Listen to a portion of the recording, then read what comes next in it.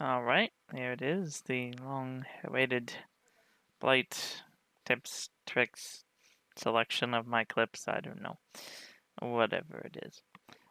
But anyway, to the point. Here's the first clip. I had seen one person on this generator with barbecue, and as I run towards it, I missed a skill check on the generator. Alright, on this one, here when it's paused, you can see Ace's little hat on the truck there. Not sure if I saw it in-game or not. But importantly, the generator is not sparking currently, which means someone is still on it. Alright, at this point, we see Ace stand up. I cannot bend my power far enough to the left to possibly hit him. But the generator starts sparking, and I see Fang poke her little head out to the side. So I know she's behind the generator. Because I can't hit the Ace, I will attempt to hit the Fang. Now, as you can see, it didn't quite work out, but if she had stayed behind the barrels, trying to see which way I was going to go or whatnot, it could have worked.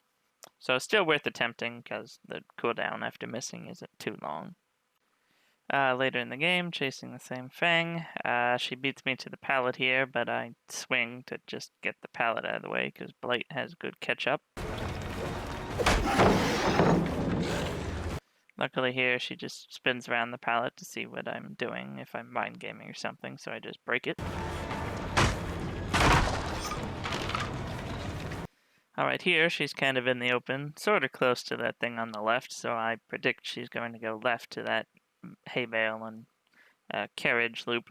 So if I bounce off this wall on my right here, I can follow her whichever way she goes while in lethal state, so I can hit it. Now, here it looks like she's going to continue to the left, but she could also break to the right. Demogorgon has the same sort of deal with his power, where depending which way the survivor goes, you might miss if you think they're going to break one direction. So instead, if you go in the middle and you're close enough, you'll just hit them anyway, regardless of which direction they go. It's difficult to think about and do in-game, in real time, but worth keeping in mind. As you can see, she mostly stayed to the left there, but even if she had broken to the right, I think that attack might still have clipped her. It does have a more generous hitbox than regular swings for the most part. She could have actually dodged that if she had tightly hugged that hay bale stack on the left, but I just sort of went down the middle-ish and hit her. Alright, at the same loop with the Fang, after she dropped the pallet, she's actually doing the smart thing and running away this time. So I just break the pallet, follow her.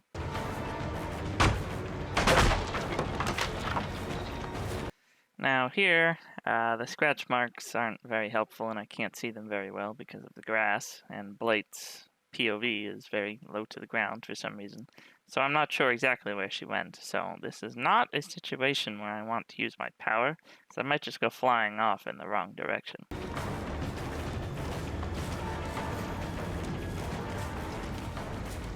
As you can see, I did lose track of her for a few seconds because I couldn't see the scratch marks very well because of the grass, but I did eventually catch back up to her. If I'd used my power, I might have gone flying off into some other tile or something and completely lost track of her. Now we catch back up with the Fang on the other side of the shack after a couple window vaults. She starts going around these hay bales, so I just follow her, waiting for an opportunity to use my power. Here is a bit ambitious use of my power because I don't want her getting to that jungle gym over on the right. And here I hit the wall and turn around to readjust to see where she's gone. She stayed by the hay bales instead of going for the jungle. Here I've seen she's gone behind the hay bale on the left, running towards the right. So I make a guess that she's going to continue running to the right, although admittedly it is a guess. Sometimes you just have to feel these things out, and sometimes you just guess wrong. Here I've gone down the length of the hay bales and still haven't seen her, but I also haven't attacked yet because I'm not sure if she'll have doubled back. Here, I actually get lucky and I hit her on reaction time. Here we have Ace at an L jungle gym. I have the hole in the wall shown in white there in its approximate position. Here I'm about to use my power to run after him, which actually probably isn't the right idea here, because he could just run for the hole in the wall to avoid my power entirely, but I go for it anyway. Alright, here, if you notice, I took a while to actually start looking at Ace. I don't know if I lost him or something because of the fire barrel at the time, but because I took so long, right after this starts playing again, you'll see that he starts turning around right before I start dashing. So unfortunately, he's able to dodge my attack here. And I wasn't expecting him to do this. I was expecting him to run for straight ahead or to the window on the right. So unfortunately, I whiffed the attack here, which is why I shouldn't have used my power in the first place. Although if I had been faster on the draw and had seen him behind the fire barrel, I probably could have hit him before he started turning around. Here, I'm about to hit the Fang, and she's going to try and gain as much distance as possible.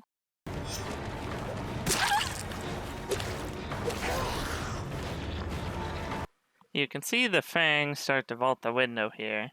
I'm not aware at the time that she had Lithe, so I was expecting to be able to hit the stone wall on the other side of the vault from me, to be able to swing it around to hit her as she gets to the pallet, or hopefully before she gets to pallet, but because of Lithe, she's able to get extra distance. Right here, you can see that she's got a lot farther than she would have without Lithe. So I'm still aiming to bounce off of the stone wall in front of me here, like the edge of it facing me. So I can activate Lethal Rush and hit her as she goes through the through the pallet in the loop in front of me. Unfortunately, I slipped off the wall instead of impacting it, so I don't have Lethal Rush active at the moment. So I have to make a split-second decision on what I want to hit into. And the far side of the pallet hole here is better to hit than the side I'm closer to, because I'll be able to see her the whole time and react to what she's doing. Luckily for me here, she started to break left, which would have been difficult to hit her on. I would have had to hit the part of the tile here that has the locker. But instead she decides to break right for some reason, so I get a hit. So here I just finished breaking a pallet, and you can see Ace running more or less straight away from me, so I activate my power to run after him. Truthfully, I should have bounced off the wooden wall in front of me instead of just running straight at him, but we'll see what happens. I already ran past the wooden wall, so I can't turn around and bounce into that. Now, Ace was running left to right, but now he's changed to running right to left. So I think he's going to go behind the truck, which means if I bounce off the truck here, I'm not going to be able to hit him, and he's just going to be able to loop me around that, so I'll never be able to get him with my power. So what I do instead is I just go straight. But actually, Ace breaks right again. Now, some people either aren't paying attention or forget in the moment that I have to bump into something first before I can use my Lethal Rush attack. So he might not have known whether or not I had Lethal Rush active, so he might have just been trying to dodge it. But regardless, even though usually it's the better call to just bump into something and then follow them with your attack ready, sometimes you can just catch them off guard by just running straight at them and then past them and then turning around to see how they've attempted to dodge what they thought was your attack, and then you can get an easy hit after that.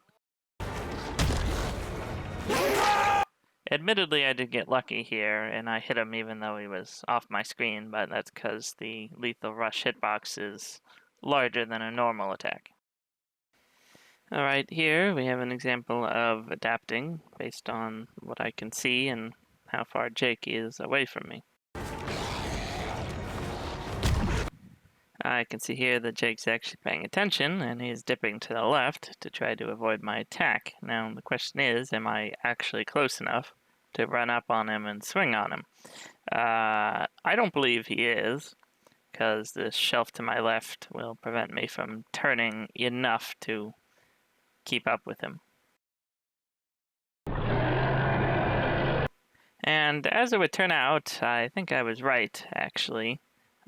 Because if I tried to swing at this here, I don't think I have enough distance because the power lunge isn't particularly long.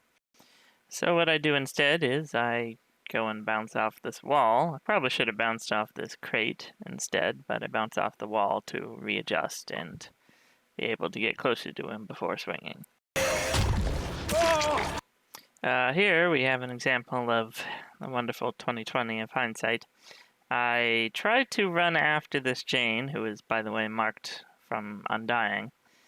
I try to run after and bounce off the shack wall while I'm already sliding along the shack wall, and that doesn't work very well with blight. So what I should have done was just hit the shack wall that was facing me on the corner.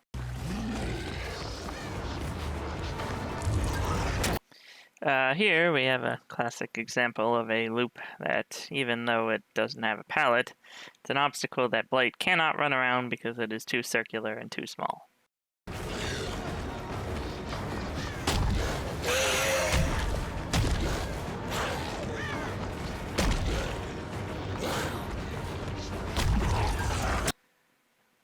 This one here shows that, once again, the power of hindsight is wonderful. I have some options on this one. I can see the Meg and the Jane here in front of me. I could immediately bounce off the pallet and the wall on my right here, try and swing at one of them, but I think they're going to make it around the corner here before I can do that, so I try and get a little bit closer first.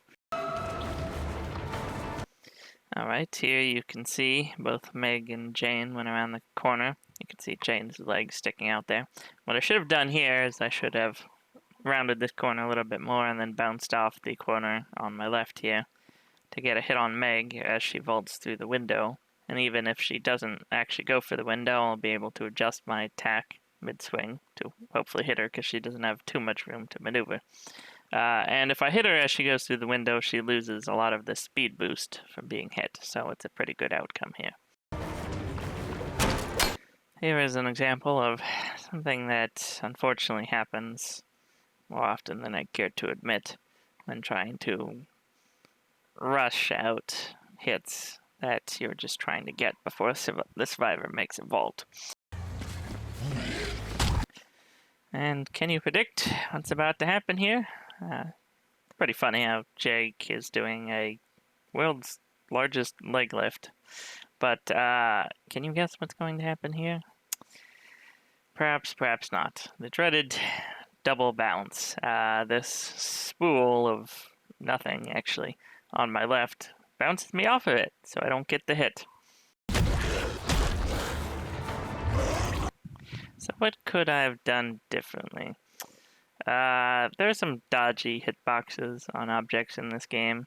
Blight actually has special hitboxes on objects, which causes some problems on other maps, but this map is generally fine.